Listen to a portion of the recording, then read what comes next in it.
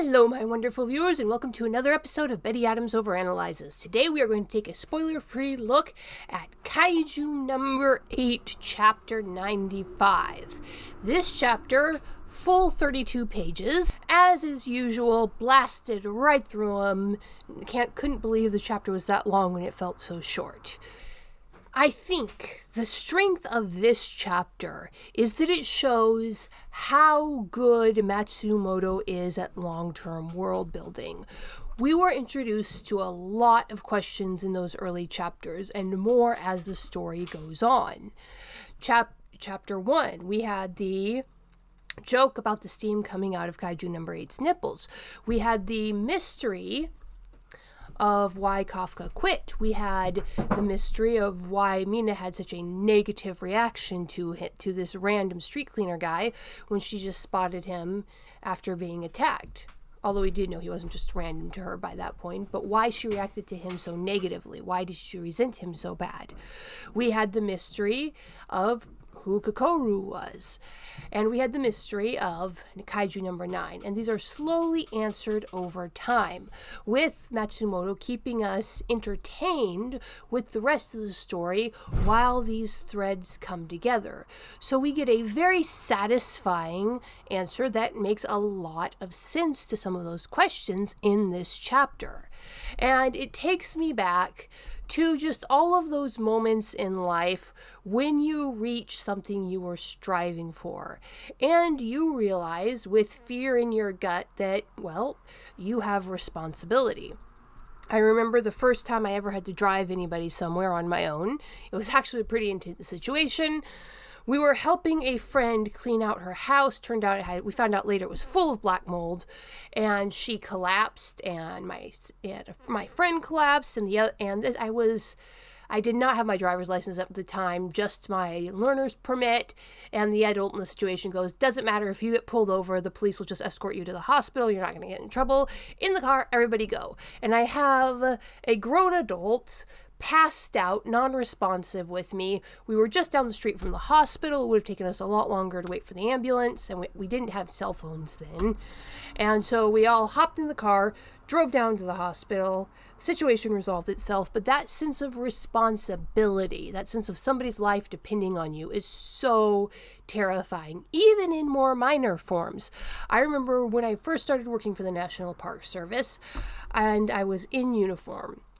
A group of high school students came, and they were just standing around eagerly asking me fake questions, and then they had this look in their eyes. And I realized in that moment, I thought back to all the times I had visited national parks as a child, and I had looked up to the ranger in that uniform with that shiny badge, answering all the questions I asked. And as a third grader, I had complete faith in their answers. I assumed this is the ranger.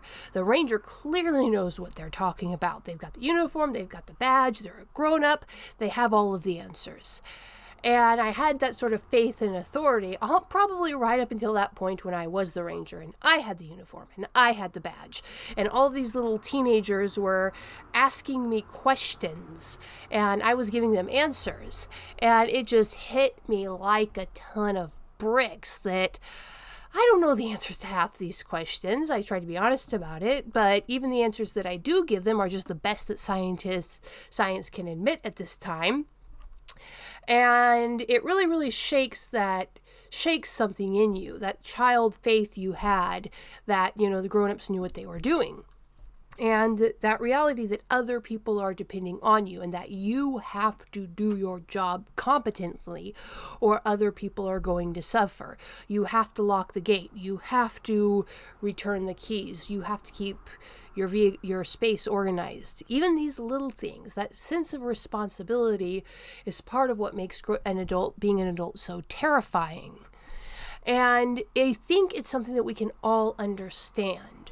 So when that terrifying sense of adult responsibility is laid out as a motivation, even for what was seemingly irrational behavior, it really connects with the audience. And you look back and go, oh yeah, Now I get it. That in retrospect, yeah, I could see myself reacting in that same way too. And I don't think it's a big spoiler, but minor spoiler. We get another flashback scene.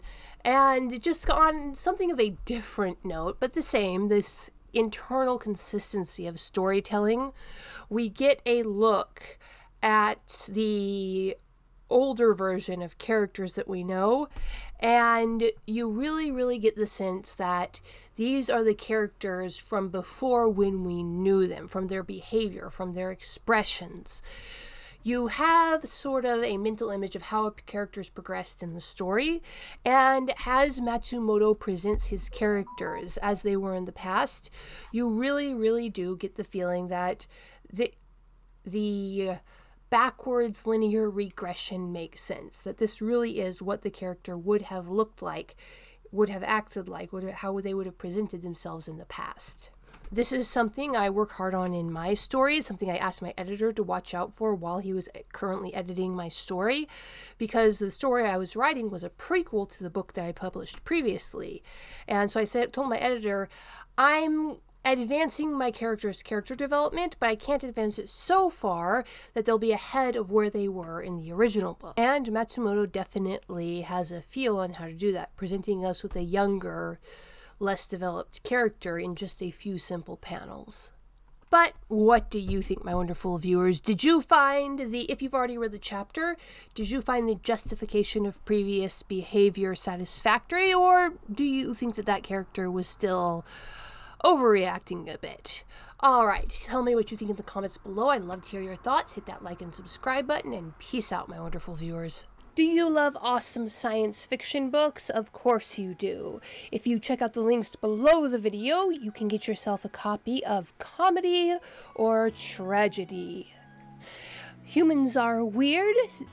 I have the data. Humans Are Weird. We took a vote, and Humans Are Weird, Let's Work It Out are the 3 comedy short story books available on Amazon, Barnes & Noble, Kobo by Rakuten, Google Play. There's even some copies at Powell's Books, the famous used bookstore in Portland, Oregon. Dying Embers, dragons, aliens, and things that go boom in the night, and soon Flying Sparks. More dramatic, traditional science fiction novels are also available at Amazon. Flying Sparks is still in the pre-order page. If you want a copy, you can email me by contacting the website to pre-order yourself a copy. It's still being edited. So check out the links below the video to get yourself a copy of some wonderful science fiction.